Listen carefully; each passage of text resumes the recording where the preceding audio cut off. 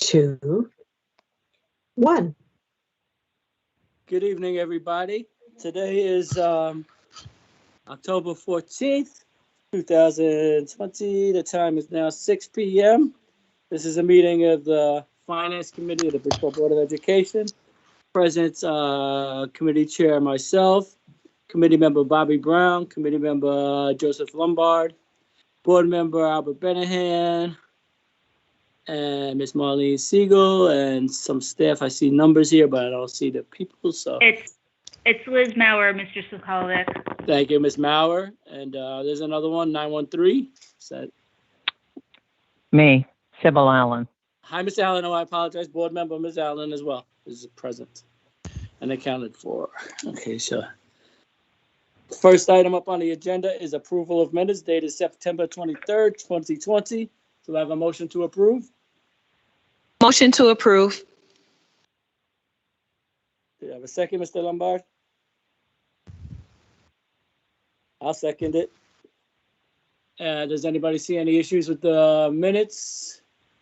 Sorry, Joe, I was on mute. I apologize. No worries. Do you see any issues with the minutes? I wasn't there for that. So. Okay, so you're gonna abstain. I see no issues at all. Unless Ms. Brown has anything, all in favor? Oh, I'm all set. Aye. Aye. Opposed? Abstentions? Abstain. The motion carries. Okay, next item up on the agenda is an overview of the school budget.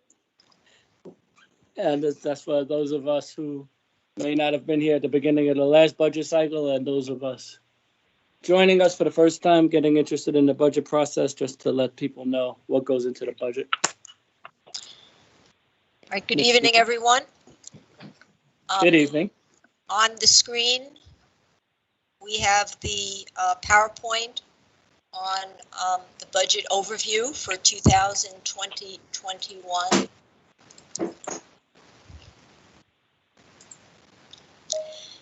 And this evening, we'll begin with some comments about the budget for 2021, followed by district data. And the third part is an appendix focused on grant-funded services, which I'll simply skim through. You can read that at your leisure. So let's begin with part one, the budget overview for 2021.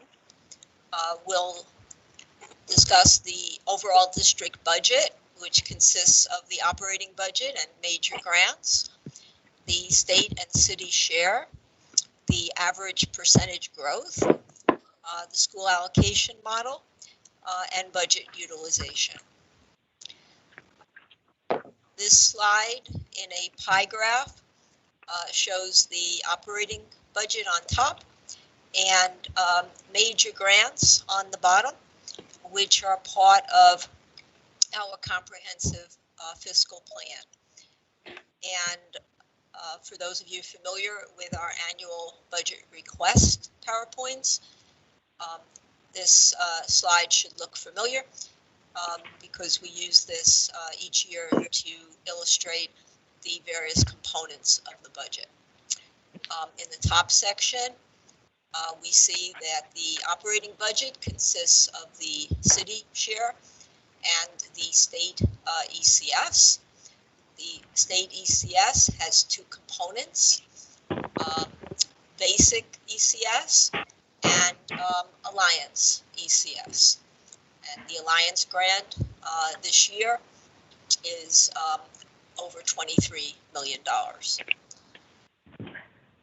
The grand total for the operating budget consisting of the city and state share, including Alliance, is $256,455,009.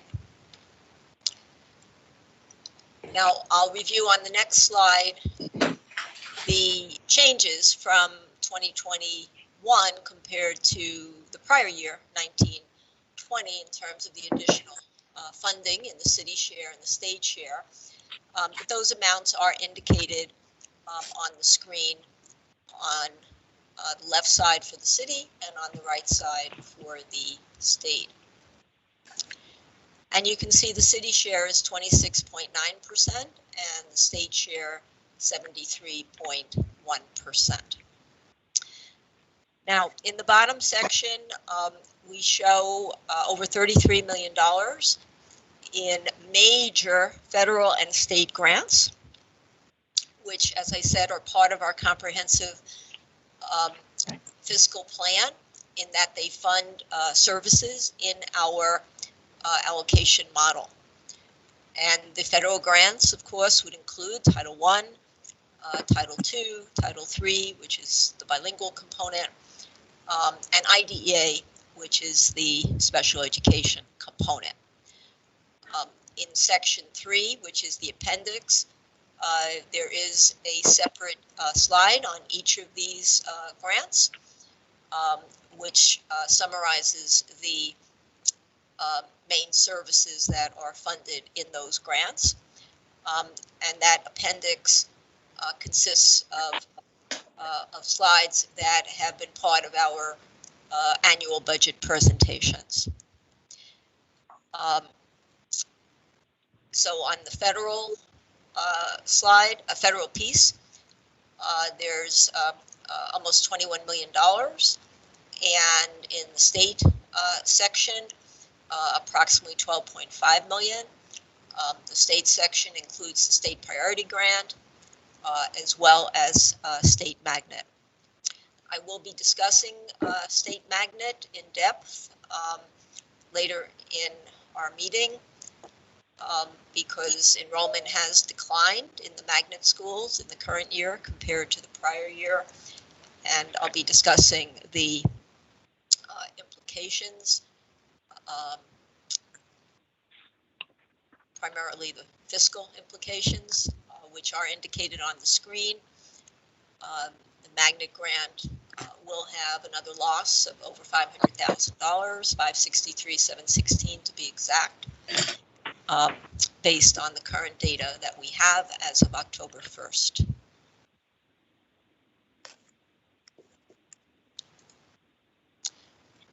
Now, this next slide indicates the budget comparison in 2021 compared to the prior year.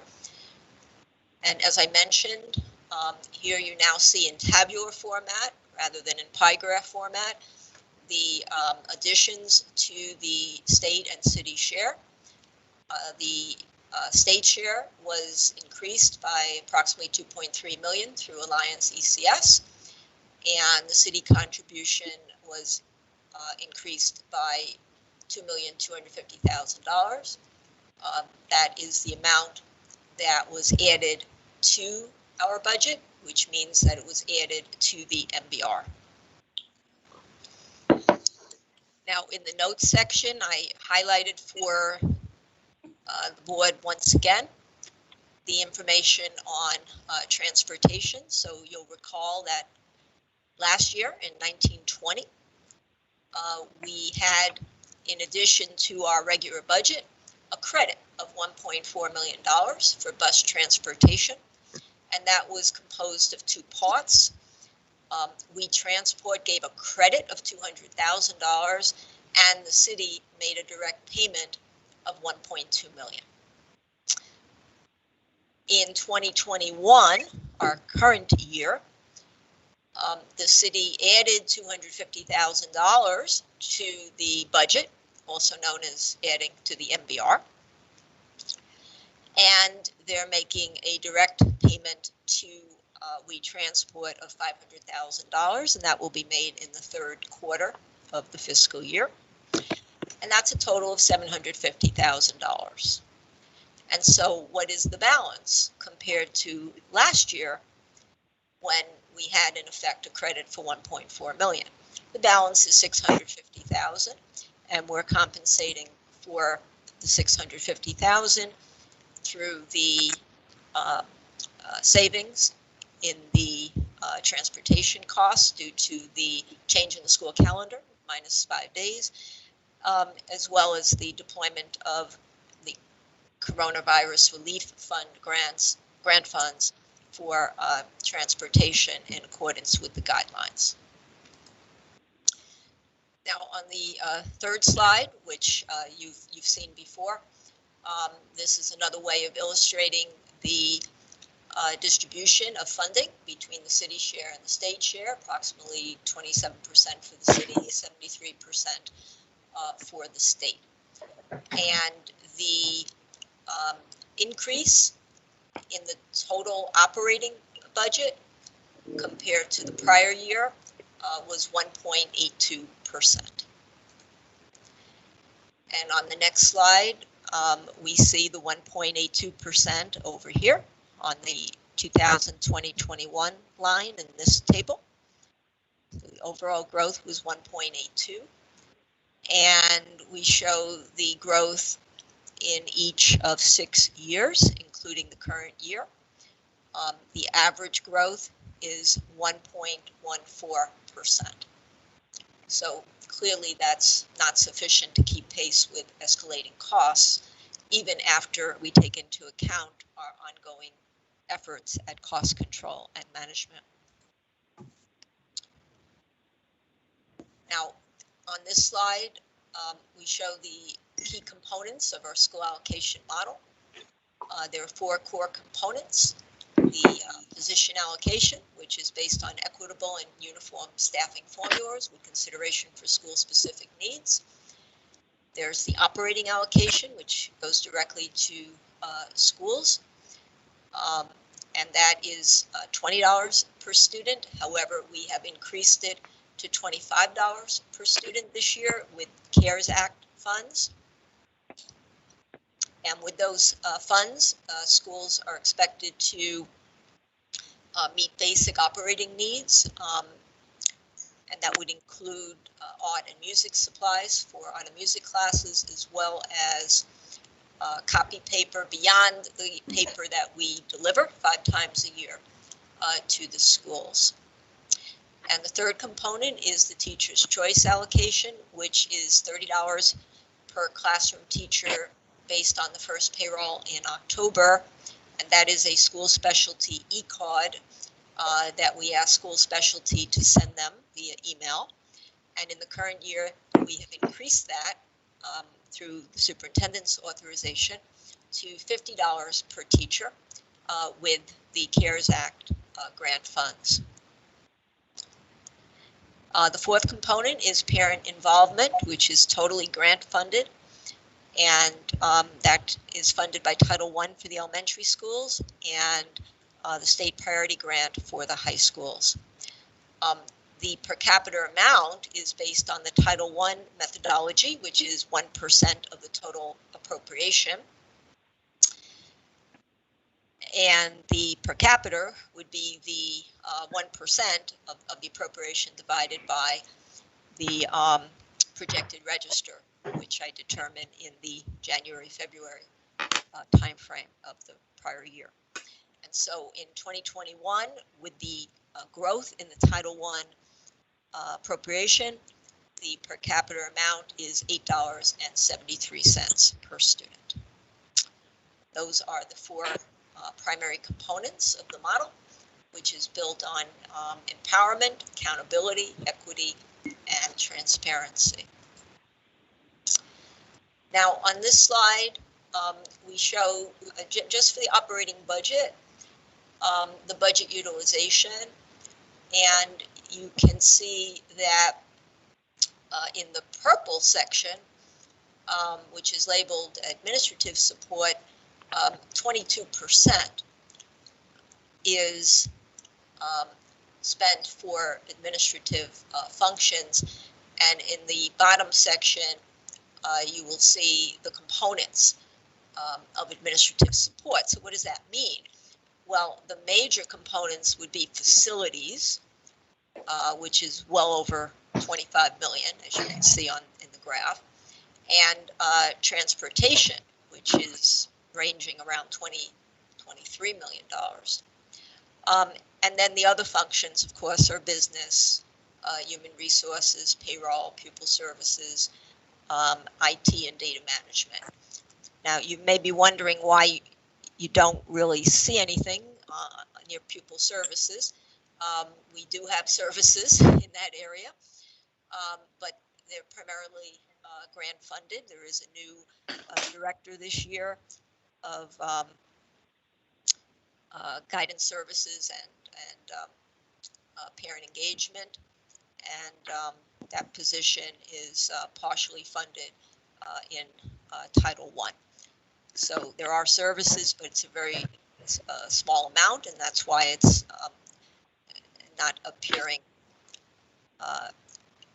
to have height in the bar on the graph. Now, moving back to the top section, the blue section is labeled instruction and instructional support. And if we add that section to the orange section labeled student support, that would be 7%. So 77% is expended directly on instruction and support services. And then the green, it's labeled BOE administration. That's the title of the various codes in UNIS within that category. And that would, of course, include the superintendent and the support staff working with the superintendent.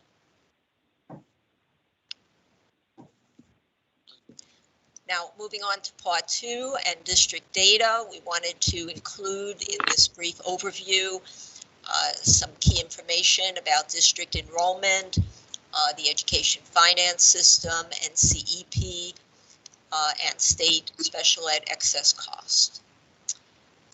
So this is another chart that you've seen in the annual budget request documents, and it shows the actual enrollment of the district up to the current day, and I have an initial projection for next year, which is labeled projected. It may change. Thank you. In fact, I'm sure it will change, because at the moment, the enrollment for 21-22, I would describe as quite uncertain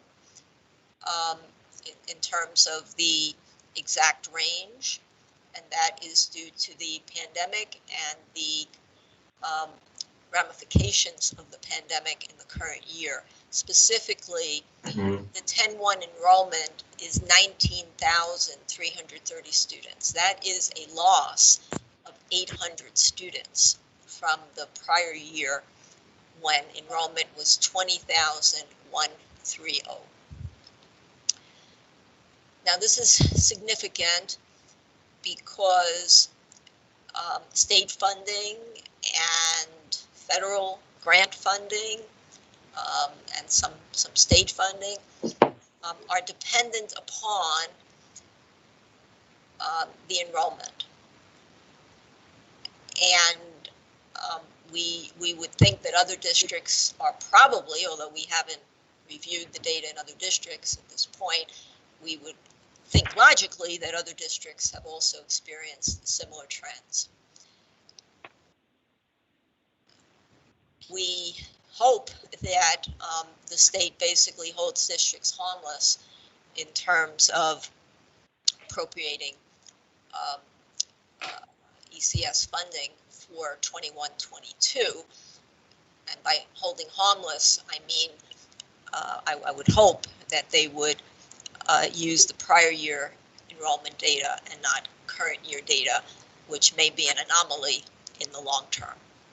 I'm also concerned about the impact on federal funding, in particular Title I. Title I is always, at least it's 1 to 2 years behind in terms of impact. And if the federal government does not make any provision for a waiver, then there could be some serious implications in terms of Title I funding, probably 2 years from now. Now, on this chart, we also show that based on last year's data in the education finance system, special ed was 29.34% of the total budget. The total budget would include grants and all of the fiscal components that the state includes. And the total sped dollars within the total budget are over 91 million, close to $92 million. Now, we know we're a needy district in that we have many students who have special needs and specialized needs. So in the area of special education, our numbers have declined as of October 1st compared to the same time last year. But of course, we believe that's due to the overall reduction in enrollment that's emanated from the pandemic. In the case of special ed, the decline it's only 71 students. We still have very, very high number, 3,449. And the English language learners have declined by 126, but still 3,905, so almost 4,000 students. And the SPED students are 17.84% of the total, and the L students are 20.20%. And there may be some overlap in the two categories. This slide has a chart from the education finance system. I also shared this chart with you separately as part of a workbook showing enrollment and expenditures. And the figure that I showed on the other chart of almost $92 million, that is here on this bottom line for 1920. And the percentage for special ed is over here, 29.34%. The table in the lower section is showing the general fund only. And in the general fund only, special ed is 31.22% of the total. Keep in mind that there are special ed positions funded in grants. The grant component or the full component on top, which would include all the grants, would include the Alliance grant, for example. And we do fund a significant number of resource teachers in Alliance. So when looking at special ed expenditures, we do have to take into account the grand total, which is almost $92 million in last year's budget. All right. Now, the NCEP is the net current expenditures per pupil. I shared with the board the full report, the latest report, which is dated January 2020 from the state. And we see once again that Bridgeport's position hasn't changed, meaning that of 166 districts ranked by NCEP from highest to lowest, we are still number 157. So we're not the lowest, but we're in the lower section. And once again, we see that compared to our peer districts, Waterbury, New Haven, Stamford, and Connecticut, and Hartford, we are underfunded. And that would mean approximately $20 million for each $1,000 in NCEP that we don't receive. And so if we were equitably funded with Hartford, as an example, we would have $100 million more. Now, when we consider NCEP, we also have to consider excess cost and the numbers of students in out-of-district placements. So I've explained this in the past. I'll take a moment to describe how this works as simply as possible. The special ed excess cost grant from the state is actually a reimbursement grant, and it provides partial reimbursement for expenses that we incur for out-of-district placements. The district has to pay 4.5 times the NCEP for each placement. So in the bottom section, we look at an example, and our NCEP, if we go back to the other slide, our NCEP is 14,703, and that times 4.5 is 66,164. So that's the amount we have to pay up front. And in addition, we have to pay the percentage cap of the balance of the cost. Now, the percentage cap is determined by the state annually. We don't know the cap until February, and sometimes they announce a cap in February, and then in May, when they do the final reconciliation, they could increase the cap. It's rare that it would decrease, usually stays stable or increases. So we always have to have funds on reserve to account for a potential increase in the cap. Now, the easiest way to think about the cap is that's the percentage we have to pay of the balance of the cost. So if the cap goes up, we have to pay more. And the table on the right side is showing how the cap has risen over the last 5 years. In fact, it went from 22.37% to 29.11% last year, and that was close to 3 points higher than the year before. So in our example, the cap of 29.11 times the balance of a placement that has a total cost of $100,000 would be $9,850, and so we would add that to 66,164. That's 76,014. That's the amount we would pay, and the excess cost paid by the state would be $23,986. So that's the way it works. And in part 3, this is the appendix of grant-funded services, and we've included 6 major grants: Lion CCS, Priority, Title I, Title II, Title IV, and IDEA. Title III is not included because Title III is bilingual teachers, so we didn't include a separate sheet for it. But I'll just flip through to show you what each page has.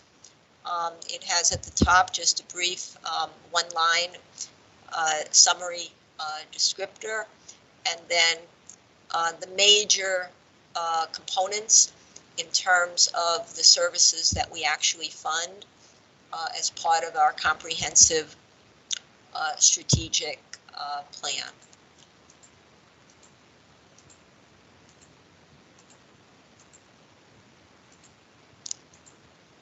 And with that, I've concluded the budget overview. Are there any questions? I'm going to go through the committee member. I'll ask my questions last. Maybe somebody will cover them. Mr. Lombard, any questions? No, no questions. Thank you. Ms. Brown, any questions? No questions. Mr. Benahan? No questions for now, sir. I'm going to read and review everything. Any question, I will mail it to you. Thank you. Ms. Allen? I have none now. Is there anybody else, any other board members I missed? Not came in when I was looking. Okay, now I got a few questions, basically more to highlight anything but else than anything else. All right, the 1%, because there's a lot of common misconceptions that come around every budget cycle. We're said to be very top-heavy in administrative costs as far as high-paying salaries, taking the money away from the classrooms. Could you explain a bit about that 1% BOE administrative cost? That includes most everything at 45 Lion Terrace? That would include the positions in the operating budget that are coded within that budget section. So there are directors, for example, we have a director, we have executive directors, we have special ed supervisors. Those types of individuals would not be in that section. They would be in other components of the budget. In other words, the pie graph is a direct reflection of the components in the budget. The budget plan is posted. You can see all of those components in the budget plan. Okay, but as far as if you know, compared to other districts, what are administrative costs, how they compare? Well, we looked at that last January before presenting the budget requests. There was a slide in the PowerPoint for 2020-21 that showed the number of district employees. I believe at that time it was 92, and that was very low compared to other districts. The superintendent, in fact, had obtained data from other districts and had demonstrated that it was very low in comparison to those districts. So when we go into budget season and somebody says we're wasting all our money on so-called frivolous expenses, excuse me, and money that's not reaching the classroom, that would be incorrect in comparison with all the other districts around that. Well, I think it's clear from the graph showing the budget utilization and clear from the budget plan that the district is expending 90, close to 100% of its funds on direct support for school operations. Right. Now, it's also important to remember that we have a streamlined organization, and any position that the superintendent authorizes in the district office has a function that is very clearly defined and very important in terms of achieving the mission of the district. And of course, the mission of the district is to enable our students to achieve at the highest possible academic standards. So every position is dedicated to and accountable for assisting in achieving that mission. Okay, now my next question has to do with operating costs versus grant funds, operating funds versus grant funds. If most of our operating costs basically are personnel, what have you, and transportation and all that stuff. When those costs escalate, first of all, what percentage are our contracts going up this year? Well, contracts, generally speaking, for non-certified staff, usually entail, on average, approximately 2% increases. Of course, that's dependent on the particular contract. Right. And the fact that it's 2% in 1 year doesn't mean that 2 years later it might be 1%. But generally, on average, it's been about 2%. Now, for the certified staff, for our supervisors, meaning certified supervisors, our principals, our assistant principals, directors. The current contract has an overall cost factor on average about 1.6%, based on the way it was constructed. The BEA contract, which is the teacher's contract, we're now in the first year of a 4-year contract, and in the current year, 2021, there's a general wage increase of 1.6% without step movement. In each of the next 3 years, there is step movement. Once we add in step movement, we have on average anywhere from 3.5 to 3.6%, compared with 1.6% last year. So that translates to approximately another $2 million expense. Right? Wow. Now, yes, we do build in, as you've seen every year, when I presented the budget, we always build in turnover savings, but that's built in every year. It's not new. It's part of the budget plan. So when we add in the escalated cost, for example, $3.5 million, the turnover savings were already in the plan. So when we add the 3.5, that's a net growth that we have to address. Understood. Okay. Is it possible when we break down the escalated costs going forward for the next budget to try to attach some more solid dollar amounts than that? Well, we do that. We do that every year as part of the budget request. We show in the budget request PowerPoint on a slide for each of the components, including collective bargaining, the projected amount. Because we always get the question, where does the money go? So maybe we could just perhaps highlight it a little more or something like that. Because where's the money go? Because first thing is, when we got a $10 million ask to cover just costs to keep things level. Yeah, well, it's clearly shown on that. It's clearly shown on that slide. Yeah, no, as I've mentioned Very before, clear. in the emails, we need to kind of make it a little more user friendly for the level of understanding of the people who are doing our allocating. I think we. I know, Ms. Siegel. Very clearly shown. I think they need to. Everyone should review that particular slide. There's a row for each item, and a cost factor. Okay. Let me move on to let's see. Hold on.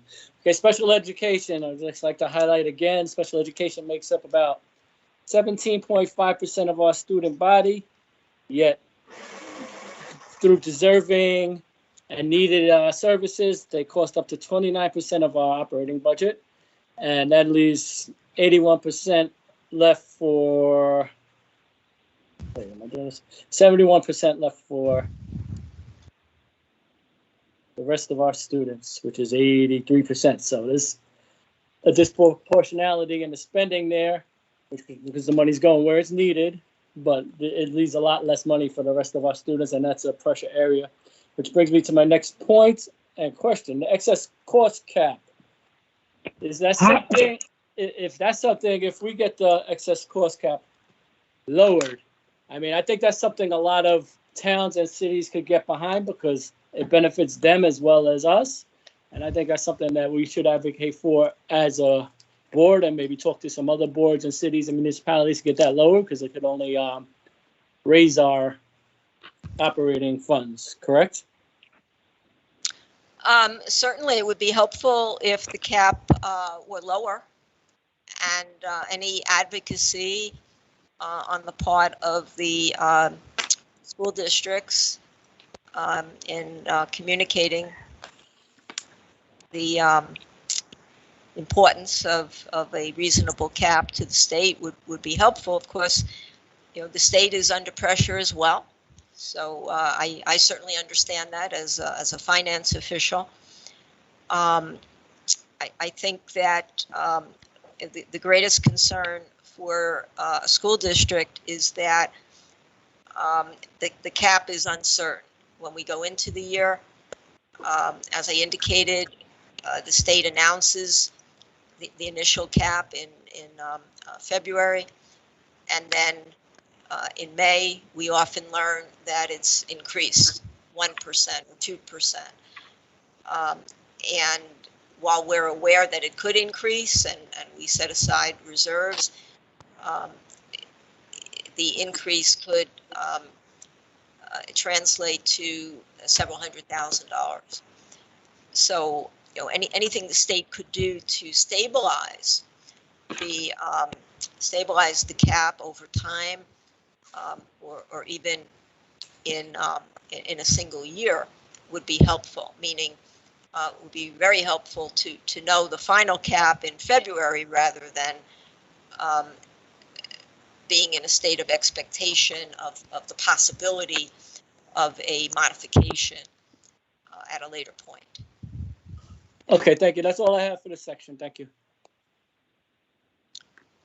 Nobody else has anything, you could continue. Yeah, I do. Oh, Thank you. I'm sorry. Mr. Go ahead, Joe. Ms. Siegel, what is communicated to any district's finance department on what goes into deciding the NCEP? Because I've only been on the board less than 2 years, but I've seen the information on 3 years budgets, and it has been consistent that ours is lower, is the lowest of our comparative districts. What is the rationale, if any, that's shared with districts and why we're given what we're given? Do you know? Are you referring to the allocation methodology at the state level? The allocation that where we derive our NCEP from, Right. the funding. The NCEP is calculated on the basis of the total budget. It includes all funds, including grants. There are also certain elements that are removed, but I just want to try and keep this simple. Now, some districts, such as Hartford or New Haven, have a higher number of magnet schools. So they have significantly higher amount of magnet funding, as an example. Hartford, I believe, has a higher ECS plus Alliance allocation. As to why, I think there's a complex history in terms of the methodology that's used at the state. I'm not in a position this evening to discuss specific details. The reality is that when we compare Bridgeport to our peer districts, meaning districts that have enrollment that is close to 20,000 or in the range of our enrollment, we're significantly underfunded. And I think that's due primarily to two components. One would be the basic state allocation of ECS, and the second would be various grant allocations, primarily discretionary allocations, such as magnet school funding. Now, as to why that is the current situation, I think there's a complex history to it. I know that in the almost 9 years that I've been in the district, I know when I first came, there was a a movement to try to secure additional magnet grants for Bridgeport. And I think shortly thereafter, the state decided they were not going to authorize any new magnet schools. Meanwhile, our peer districts such as Hartford and New Haven already had a significantly higher number of magnet schools. So that's the best answer I can share at this point based on my current knowledge. That's a very good answer. Right. I appreciate that, and I wonder, aside from directly lobbying for more funding, if there are strategic things, not to talk about right now, but strategic things that we could do as a district that could bring on that type of resulting additional funding. You talked about the magnet schools. That's not from us. Yeah, I think it's important to continue to highlight for the state and for our legislative bodies the inequities that exist. If you recall, when the allocation chart was originally distributed for the Coronavirus Relief Fund grant, Hartford received $11 million.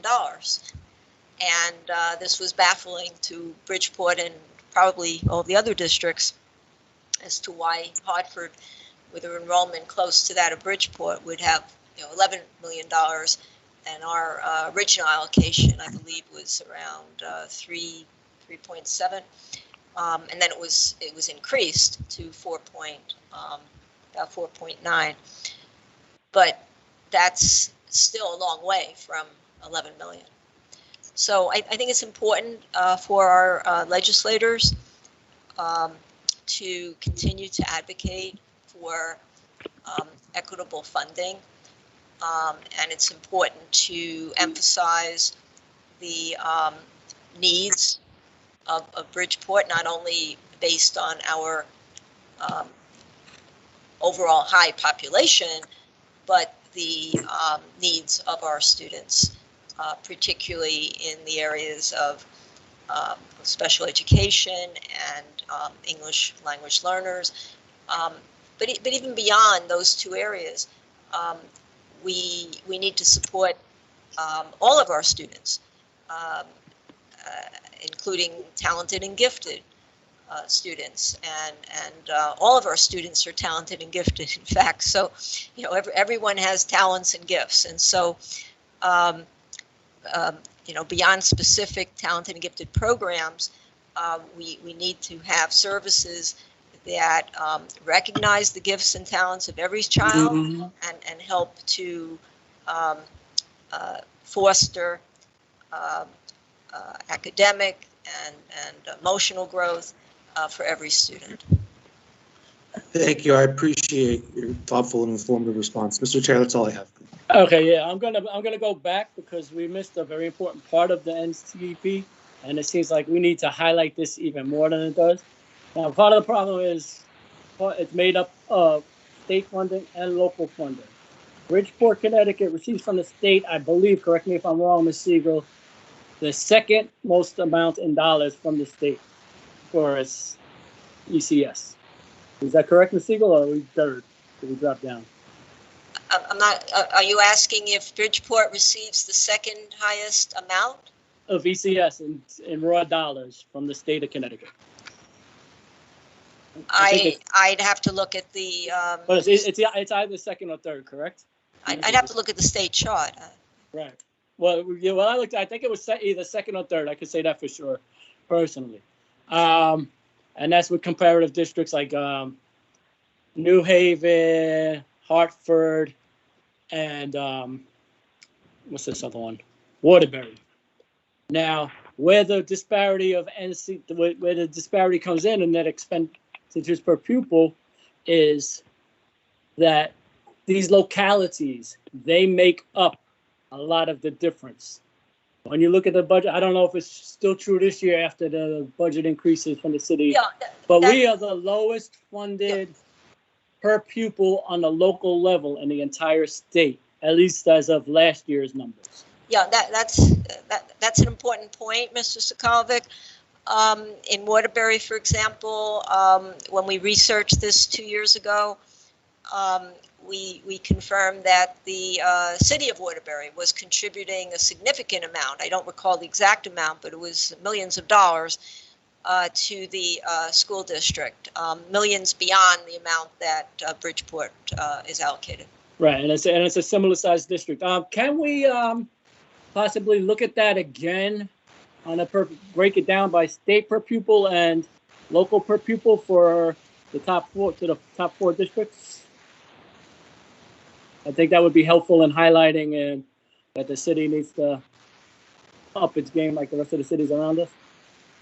Well, we can only extract what's on the web. Right. So whatever extent possible, I believe it would be really helpful. Yeah. Thank you. Okay. Is there any other questions on this portion? No questions. Okay, Ms. Siegel, please proceed. All right, thank you.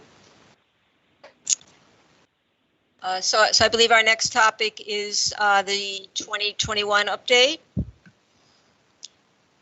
And what I'd like to do to make it easier for you to follow is I'm going to put up my notes on the screen. So just bear with me a second. And let's see if I can do this. Let's see.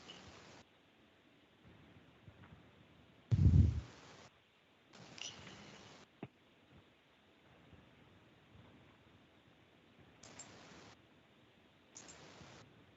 Let's see here.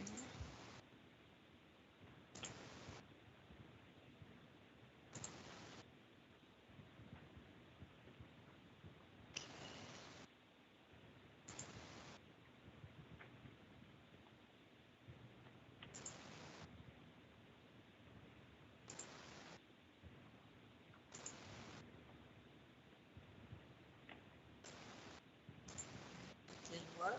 Just bear with me a second, please.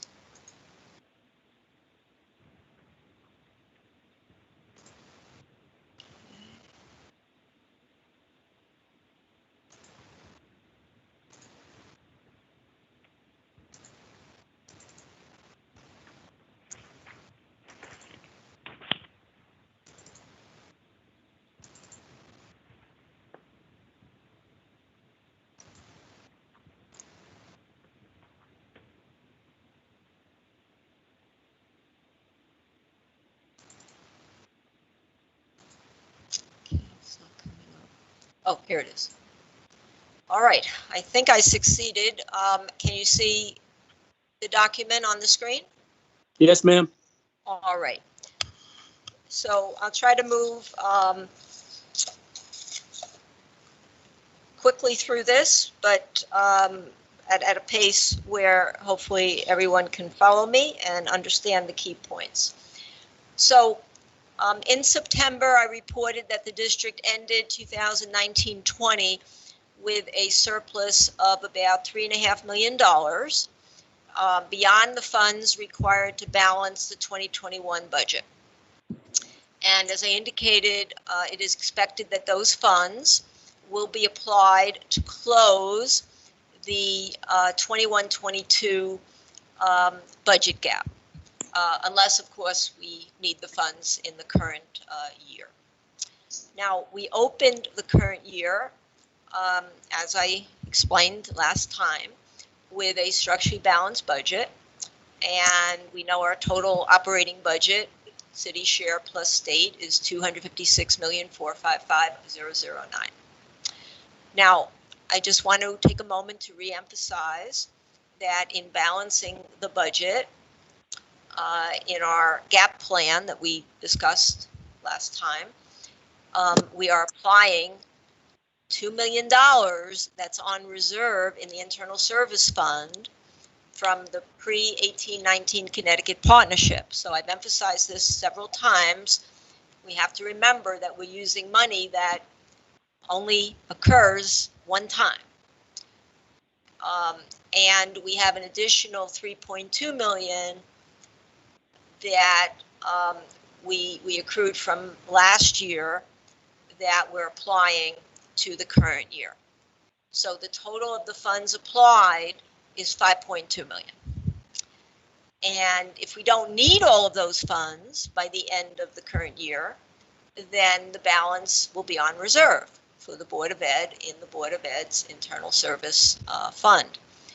And those funds would then be available for the following year. But it's important to remember in preparation for reviewing in January the 21-22 budget request that in the current year we're using money that basically has been accrued that is a one-time, has one-time availability.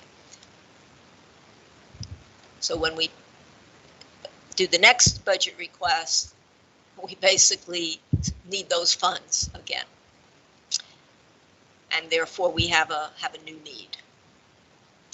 Now, the financial condition report will be prepared as of October 31st. We're very busy in the process of preparing our first formal fiscal forecast. And Liz, who's on the phone with us this evening, is the manager of budget and financial reporting. And she's deeply immersed in analyzing all of the expenditures in the operating budget and working on the forecast. And that forecast is integrally related to our grant forecast because the key grants that I showed are part of the comprehensive plan. And we have services that are funded in those grants, such as Title I and Title II, the Priority Grant, and the others. So as in prior years, we'll post that report in the first week of November. That's our current timetable. Now, I mentioned enrollment, so I highlighted that in my notes. I'm very concerned about the decline in enrollment. I've been told by our data management office that some students are in homeschooling this year as a result of the pandemic. I don't know to what extent that accounts for what portion of the 800 homeschooling would apply to, but 800 is certainly significant. And once again, I want to reemphasize that I'm very concerned about the impact that the decline in enrollment could have on funding going forward unless there are waivers and hold harmless provisions. Now, moving on, I wanted to speak now about various budget variables. And so in September, I cited some of the multiple variables that would impact our budget in relation to the original plan. And as we work toward the completion of the initial projections and the financial condition report, I want to elaborate on the relevant factors in those major areas. So let's discuss first negative variables. By negative, I mean variables that increase expenditures and in turn can potentially create shortfalls which have to be addressed. And so let's start with the nutrition center. So I told you that previously that the level of revenue was going to be a concern because of the hybrid model and of course the reduction in enrollment. But we did have measures underway to strive to increase revenue and control expenditures. But before we discuss our action plan, and I know John Garrity is also on the phone this evening, the director of the Nutrition Center. We have discussed all the elements of the plan I'm going to mention this evening. But first, what's different about 2021 in comparison with the prior year? So we talked about enrollment. That's important. It's not just a minor enrollment decline, it's a major enrollment decline, 800 students. And the number of school days is 177, not 182. So while that produces savings for transportation, it produces a loss in food services because we didn't have 5 days of meal service. It appears that the meal service count will certainly be higher than it was in the March to June period, but consistently lower than in traditional years. So previously, if we were serving 11,000 breakfasts and 11,000 lunches, now we may be serving 7,000 compared to 4,000 or 4,500 in the March to June period. Also, high schools are not in session on Wednesdays, and in the high school, snack bars were discontinued. And I know Superintendent just announced this afternoon the new hybrid model starting, I believe it's the end of November. But we're taking action to address this, and I'm going to discuss now the components of the action plan. And the purpose of the action plan is to increase revenue. And then we're going to consistently reassess our revenue projections as well as our expenditures. So John applied for what's called the SFSP, Summer Food Service Program waiver. You may be wondering, well, what does summer have to do with it? Well, that's the component. That's the program that allows for weekend meals to be served, as well as meals for days when schools are not in session to be served. So we have that waiver in place. And with that waiver, there are higher reimbursement rates per meal.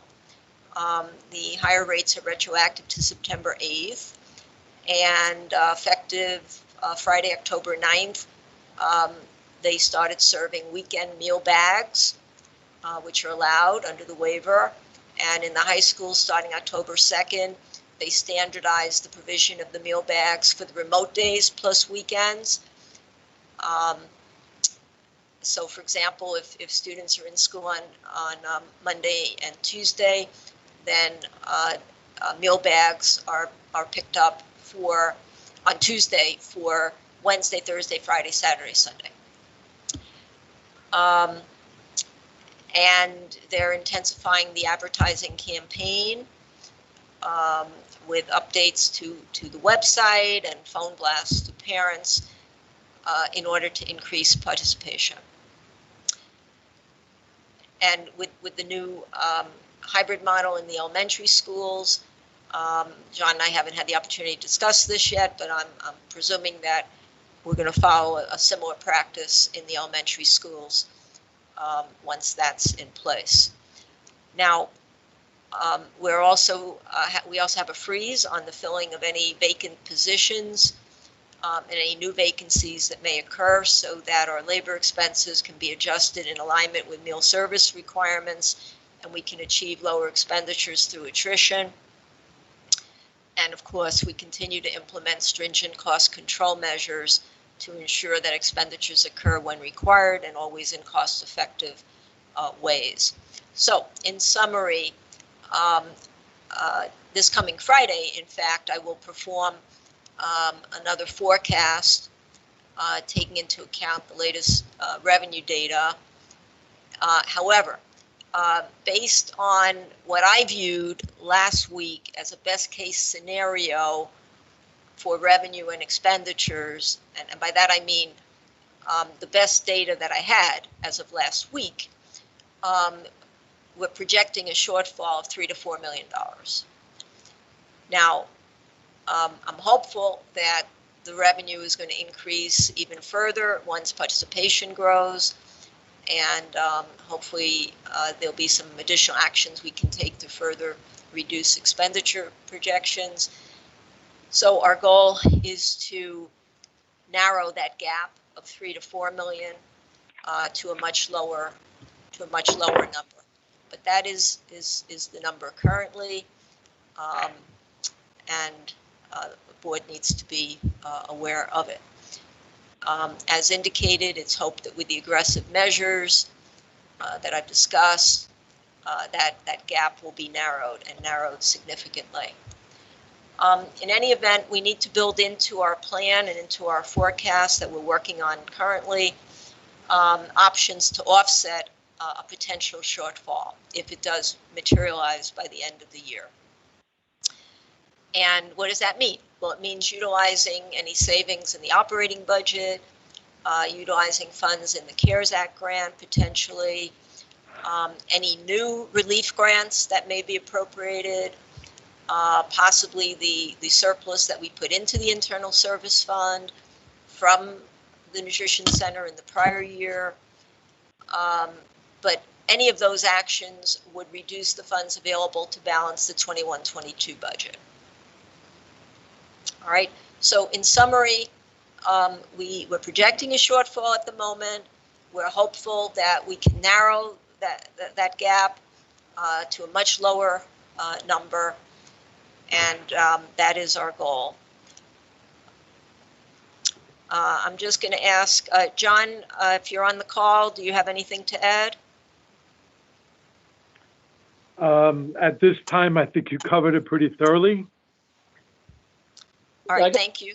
Yeah, let me ask Mr. Garrity a question while he's here. Sure. Is there anything being done with the dinner programs? We talked about breakfast and lunch. I don't know. Yes, we're servicing the Lighthouse program currently at the schools that have that after-school program.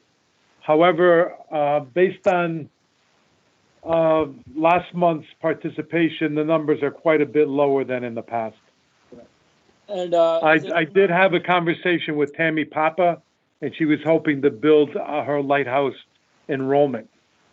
And are those meals only available to the children who attend Lighthouse, or can other children in that particular school come by and just like grab and go like the lunches when they're not? Yeah, supper meals are available for anyone that wants to participate in that program.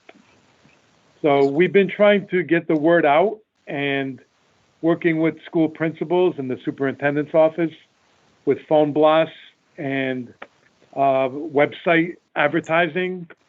And hopefully we're going to build our participation. We meet almost every day to strategize. We have a meeting tomorrow morning to try to come up with some measures for cost savings in all areas. Right, so basically what we're saying here is we could basically save about $3 to $4 million if everybody takes the food that they're entitled to.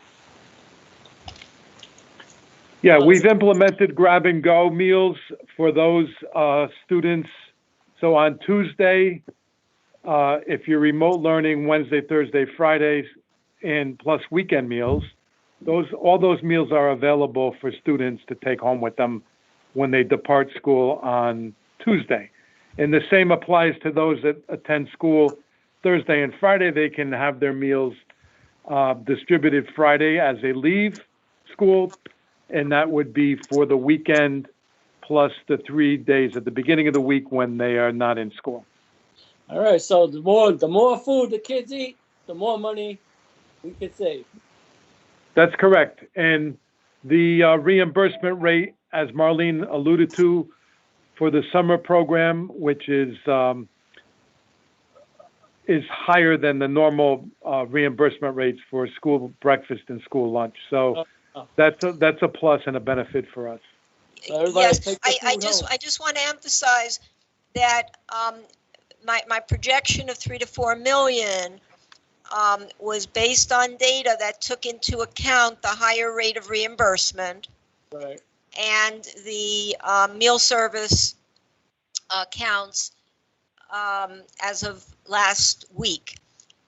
It did not take into account the weekend meal service. We have our first set of data pertaining to meal service for weekends this week based on the prior weekend. So, and we have to remember that food service programs have fixed costs. There's a certain minimum level of personnel who have to work on an annual basis, and then there are personnel who work on an hourly basis, and there are other fixed costs for trucks and truck maintenance and food preparation and food preparation products, and so when you have to maintain a fixed level of services over the course of a full year, lower revenue over a full year has a significant impact, and it's more significant than if it occurs over a 3-month period. So that 3 to 4 million is real. I think we're going to make progress in narrowing that gap, meaning we're going to, I believe, hopefully lower the number, but there is a very real possibility that in this year, 2021, that there could be a shortfall by the end of the year. So we're starting with that $3 to $4 million figure. Hopefully it won't grow. And we're hopeful that as John works with his team to reduce expenditures and increase participation in meal service, that revenue will increase and that gap will decline. At this point in time, I can't say with any definitiveness that it's going to go to zero. I cannot say that. At this point in time, I'm hopeful that it will narrow. I don't want to put a figure on it at this point. It's much too soon. It would be premature to make any further projections. But you need to be aware that there is a strong probability of a shortfall at the end of this year. Hopefully, if it does occur, it's going to be much lower than 3 to 4 million. Understood. All right. Thank you. And now let's move on to the state magnet grant. I did include in your documents for this evening the magnet funding chart. I'm not going to attempt to put that on the screen because I don't want to lose this document, but I can always bring it up later if necessary. I did extract from that chart this table, which shows the 10/1/2020, October 1st enrollment for the 4 magnet schools. And based on the data we have as of 10/1, the residency standard was met, and you can see the total enrollment. You can also see that at Fairchild Wheeler, a school that was built for 1,500 capacity, maximum capacity, it's, let's see, slightly over, I think I have the numbers here. Yeah, the Fairchild Wheeler enrollment is 1,069 in total, lower by 128 from the prior year. The suburban enrollment is 293, lower by 32 from the prior year. Now, we had anticipated reduced enrollment based on the August data that we had, but the actual enrollment is below that projection, and it yields a loss in revenue of 563,000, 563,716 to be exact. So if you recall, originally back in June, we thought that we might have higher enrollment. So we thought, well, maybe we'll gain $200,000. And then in the gap plan, I showed you that instead of a gain of 200, I had to put in a loss of 150. And now there's a loss of 563,716. So now the actual shortfall may ultimately vary depending on the budget gap forecast, the magnet grant forecast. After we account for teacher status and health insurance. So what that means is when we look at the actual cost factors in the budget, we may have some positions that are occupied by teachers pending certification.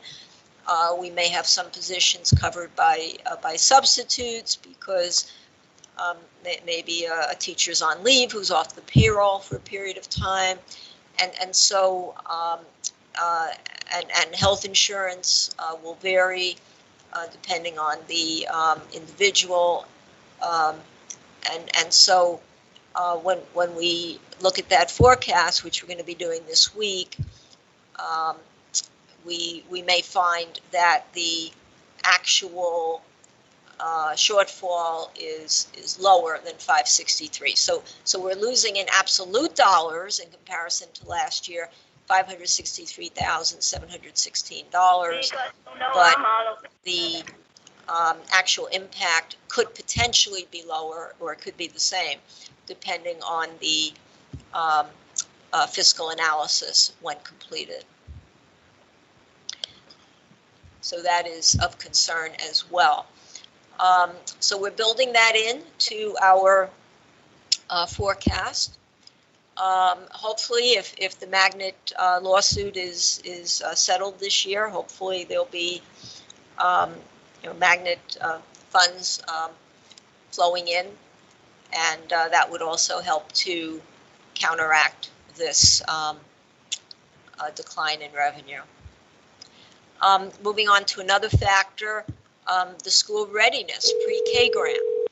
So the funding formula does provide full funding if a class has at least 11 seats filled, and every effort's being made to fill those seats. Melissa Jenkins, who oversees our grant, is working vigorously with the elementary schools that have pre-K classes to fill those pre-K seats. When she reviewed the September data with me, we had anticipated, based on the data at that time, and that was 2 or 3 days before the end of September, so this may not be exact, but we were anticipating a loss in revenue of about $30,000 for September. We're hopeful that in the coming months, that gap will narrow. Nevertheless, we have to anticipate potential reduction in funding compared to the prior year, but we expect that it's going to be minimized. Now, keep in mind that the excess cost of all of our pre-K grants, and that would be school readiness, Smart Start, Discovery, Magnet, that's charged to Title I. And in Title I, we in fact spend close to $1.6 million on pre-K, in addition to our grants, because the grants don't provide sufficient funding. So pre-K, of course, is very important. I'm simply citing the number so that you're aware. And the amount that we spend, that excess cost factor, could potentially increase. We will have savings in other areas where we have some vacant para positions, and we don't have qualified staff to fill the positions, so we have substitute paras covering. So we do have some savings in that area, which would help to compensate for the loss in revenue. Now, there are just a couple of other factors. I'll try and move quickly through them. So we monitor facilities very carefully during the course of the year. They do have overtime costs that are significant. We're not sure yet whether those costs are significantly higher than last year, though. They may be only slightly higher or similar to last year. So that's one of the items that we examine as part of the fiscal forecast. So we'll have more information on that once we complete the October 31st forecast.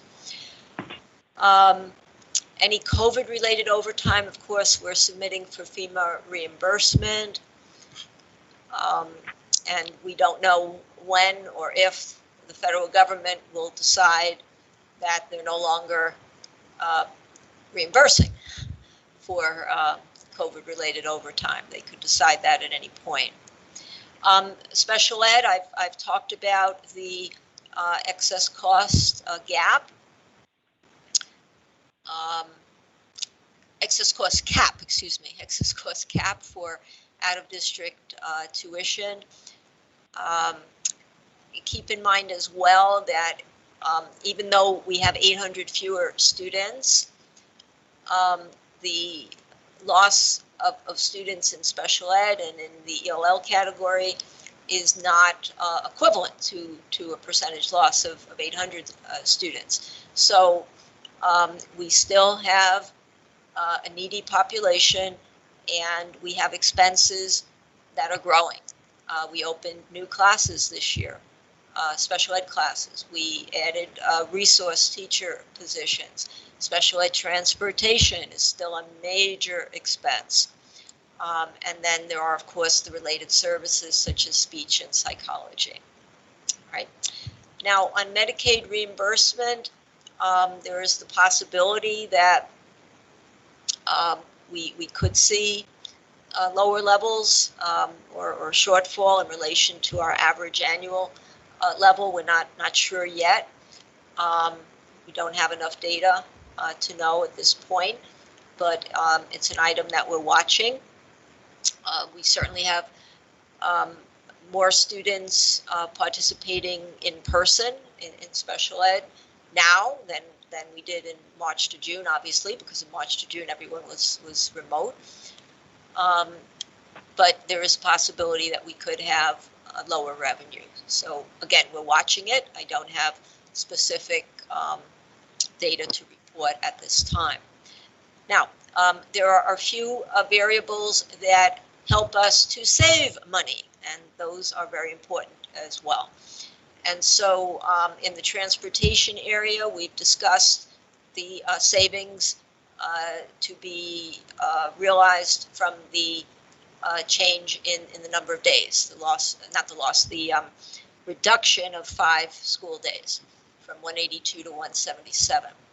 And we did basically in our budget gap plan already apply those funds to the loss of revenue in the state magnet grant and SPED expenditures. Now, the total cost of transportation could increase or decrease. It could increase depending on the number of routes needed to maintain rider limits on buses and special ed needs, or it can decrease depending on the possibilities for consolidation of routes. So here again, I don't have data at this point. We've requested data from WeTransport. I did see an email earlier today that was promising in that it indicated there may be some opportunities for consolidation of routes. And so I'm inclined to expect that we will achieve some savings. And then, of course, some of those savings could be offset by increases in special ed needs. So there's a constant interaction of variables impacting on the budget condition.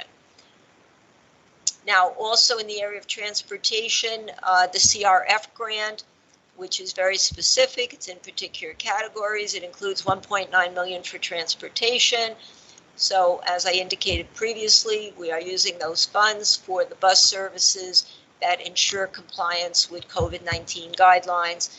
And that means no more than 26 students per bus on a general ed bus and accommodations for special ed students with medical conditions vulnerable to COVID.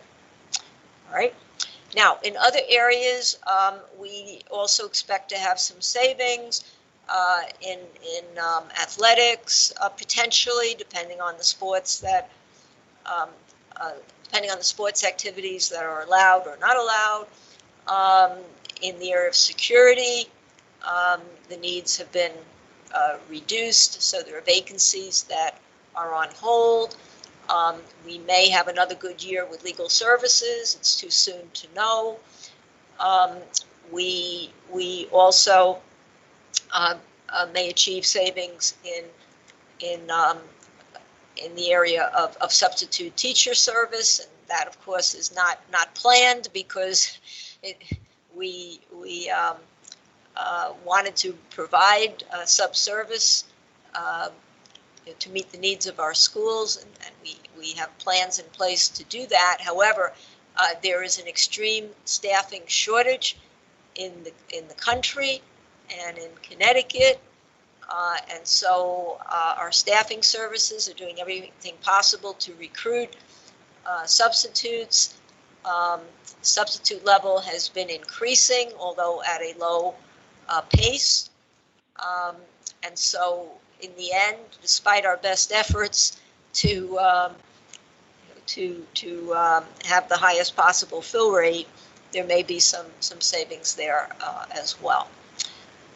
And also in the area of substitute paras, the Delta T agency has also has met some extreme challenges in filling substitute positions.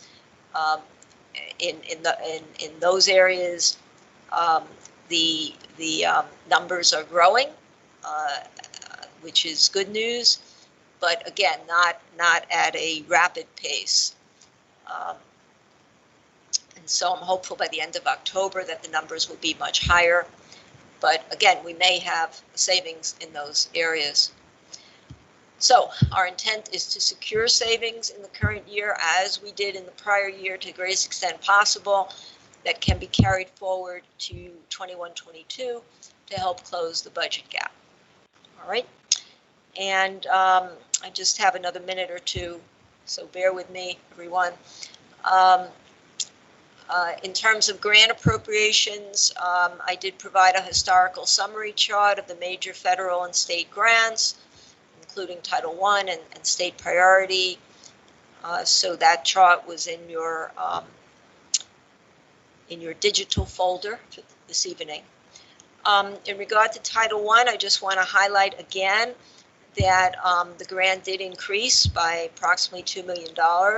We are leveraging those resources for non-recurring expenses with optimal benefit to fund district initiatives. So that includes the curriculum renewal initiatives for 21-22. We're looking at a 6-year plan for math 3, 4, and 5. And we're looking at literacy 7 and 8 and possibly 9. Those programs alone may have a cost of $2 million. And of course, curriculum proposals for district-wide initiatives are submitted to the board for approval. Also, we'll apply those funds potentially to the temporary paras in kindergarten this year, possibly to technology support, as well as the excess costs for the school readiness pre-K grant, which I mentioned earlier. I spoke about parent involvement and the per capita, and I believe at the Students and Families Committee, it should have been discussed that we rolled over into 2021 $18,473 in unexpended funds in the Title I elementary school parent involvement budgets for district-sponsored parent involvement activities. That was the final number after the close of the fiscal year. There were a number of orders that were submitted late, and could not be filled, so they had to be canceled. Now, that's in addition to $18,000 for the parent conference, $9,000 from last year that was unexpended, plus $9,000 in 2021. And in terms of the COVID relief grants that we discussed at the last meeting, I just indicated in my notes the total dollar amount, and the completed and the committed expenditures are still about the same. There isn't anything major to report from the report I showed you last time. So current balance prior to FEMA reimbursement is about 4.4 million, and that would include commitments. So by that I mean it includes the commitment for the kindergarten paras. All of those positions are not filled at the moment. The number is growing, and we're hopeful that they all will be filled within the next few weeks, but they're not all filled.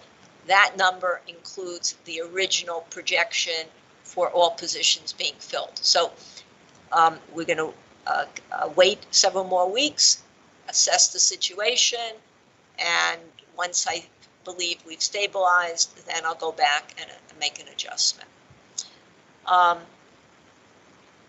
And the CARES Act expires on September 30th, 2022, as we've discussed. And so we hope to be able to roll over funds into next year as a resource to meet COVID-related needs in the new year. Also, our Title IV budget was increased by about $100,000, and that's being applied to a multitude of initiatives. We increased our allocations to the schools for bullying prevention, chronic absenteeism, and we added a new program, high school dropout prevention. We gave each high school $2,000 to design a dropout prevention program. And we're also applying those funds to class sets of books for specialized courses such as world languages and advanced placement courses in the high schools such as environmental science and calculus and technology to the extent allowed by the grant. There are limits on technology. And finally, I always mention deficit prevention mode. We continue to operate in deficit prevention mode. That means that we implement standard practices for stringent cost control and management. We're capturing all accrued funds in all areas and building reserves to support a balanced budget. And we're going to leverage our funds from all sources to achieve optimal utilization to meet our needs and expand our rollover capacity for the new year. Thank you. And are there any questions? I have no questions. Does anybody have any questions, starting with the committee members? Bobby Brown? No questions. Mr. Lombard? No questions, thank you. Okay, Mr. Benahan? No questions, sir. Thank you. Ms. Allen? None. Thank you. Okay, Ms. Siegel, you could go on to the next agenda item if you like. All right. That would be the... Yeah, I'm going to take my notes down in a moment, so just bear with me another moment. Let's take this down, and let's find the timeline.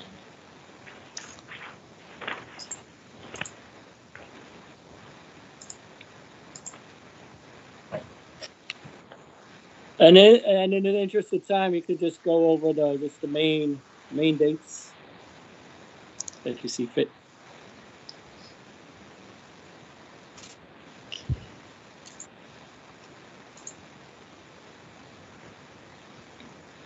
Here it is. All right. So the third topic is the annual budget timeline for 21-22. And the timeline shows the process for development of the budget plan for the new year. And that would include the presentation in January to the Finance Committee and the presentation to the board in January, along with the capital budget request. And then the community forums held by the superintendent, and the discussions of the superintendent with the city and the mayor about the city contribution. And then the mayor submitting the proposed budget to the city council on April 1st, or on or about April 1st. And in the third week of April, the superintendent, our finance team, and board members meeting with the City Budget Appropriations Committee, and then the final adopted budget in May. Now, the dates in this timeline are tentative. I've done it based on on the history. Usually in probably November, the city produces its timeline with the exact dates. And so this timeline is labeled draft, Right. with tentative dates. Now, it also indicates that once the city council submits the adopted budget to the mayor in early May, this timeline indicates May 5th. It could be May 1st, could be May Right. 2nd. So this is a tentative date. Once that happens, the budget is final. And at that point, usually we know in advance of that date the final amount that the mayor has approved for the Board of Ed. And so we can get a head start on incorporating that amount into our GAP plan. And we usually know, or should know, the state ECS amount. Based on the prior information released by the state, it's expected that we will receive in State Alliance ECS for 21-22 another $2.3 million. But as I mentioned earlier, I don't know if that's going to be impacted by the loss of enrollment of 800 students. Hopefully not, but there is that possibility. And so once we have the final revenue for the city and for the state, we can then go back to our budget gap plan and finalize the various components, and hopefully we'll be able to devise a gap plan that is built on state revenue, city revenue, meaning additional appropriations to the MBR, and money on hold in the ISF, savings in the current year, hopefully. Again, it's too premature at this point to make any projections of the final condition. There are just too many variables continuously interacting at this point. But I'm indicating that a gap plan would be comprised of new revenue, as well as any accrued funds that weren't needed in 2021. It would include the deficit prevention mode actions that we have consistently included in our GAP plans. Would also include any programmatic savings, or other cost-saving measures.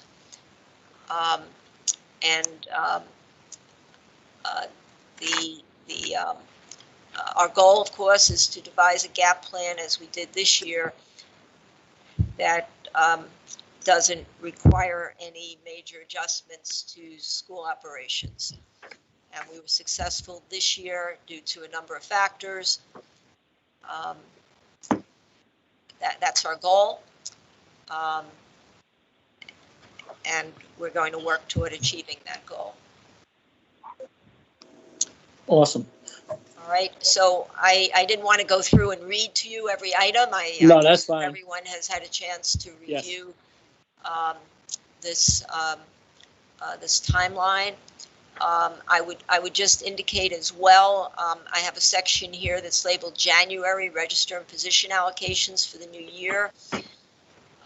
Keep in mind that as we get closer to early January, when we begin the register projection process, we're going to have to make certain assumptions and project the degree to which enrollment will be restored. And I'm not going to attempt to make that projection now, but it's just unlikely that we're going to recoup 800 students next September. I'm hopeful that the register will grow, but to what extent is the key question that we'll be examining between now and the time we do the register projections. So what does that mean? It means that we may have to lose classes in some schools for 21-22 based on reductions in register. But we'll also have to take into account the state of the pandemic, because if we still have to control social distancing and other factors related to health and safety, then that would impact on the degree to which we can adjust classes. So there are many factors involved. This is a complex process, but it will require making certain assumptions and reasonable projections for the coming year. Thank you. Okay, I got, excuse me, one question. Basically, we got in here when we present to the city, when the city makes their decision. Do we present anything to the state before they start making their decisions? Not formally, no. I believe the board usually As is in contact with the state legislators. In other words, every year there's a budget session, right. At the state level. And the state legislative session ends in May, as does the city budget session. Right. So the time is approaching. I would say no later than November for the board to reach out to the delegation at the state level to request advocacy on the part of Bridgeport. At a minimum, I would hope that they would understand that the state hopefully will hold districts harmless for losses of enrollment in the current year. I think that's a very important factor. The delegation, okay. And what's the soonest that we can, I guess the soonest we could have something to actually hard and fair, not more to meet with the delegation and give them actual possible numbers that are looking real would be after the initial budget request presented to us. We should have a rough idea of what we're going to need. Correct? Well, we're going to create our budget request formally for presentation in January. Correct. Because I'm sorry. Yes. Yeah, because I think we definitely got to sit down with them probably in November. But I would also like to probably have another time to sit down with them with the actual budget needs and whatever, to have them have something a little more to take to the governor or what have you. Well, he's like because when the governor comes out with his budget, basically, it's said and done for the most part. It rarely changes. I think the key point is, as shown in the first PowerPoint, the average growth in the operating budget over the last 6 years has been 1.14% per year. I believe that most school districts expect to have, anywhere from 2 to 4% at a minimum per year in growth. It's very difficult to operate with less. So Right.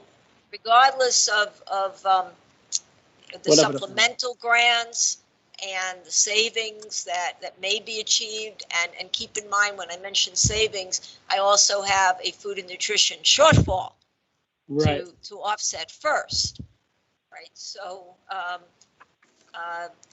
the extent of savings is questionable at this point, considering the negative element of the shortfall.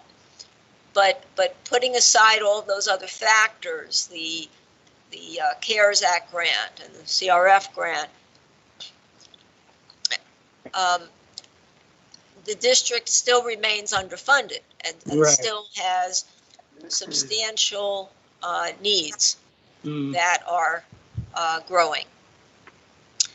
And even with a loss in enrollment, under normal conditions, even with a loss of enrollment, that would not necessarily translate into a major loss of teacher positions, because that would depend on the distribution of the students. Mhm. So if I have a class of first graders where class size is 21,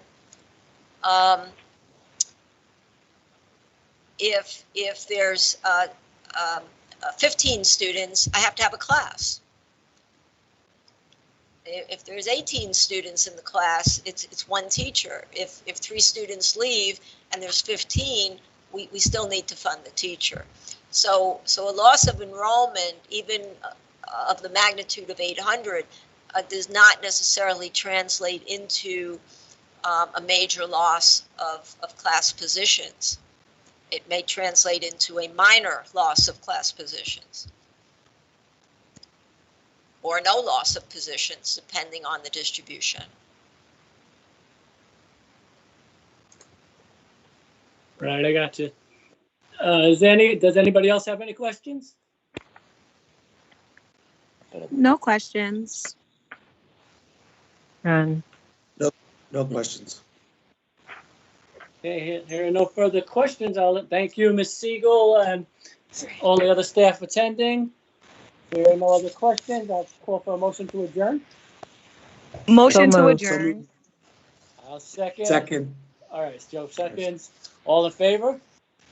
Aye. Aye. Aye. All right, everybody stay safe, stay healthy, and I'll see y'all next time. Have a great night. Thank God you. bless you all. Good night. Good night. Thank you. Good Good night, night. doctor. God bless everyone. Bye-bye.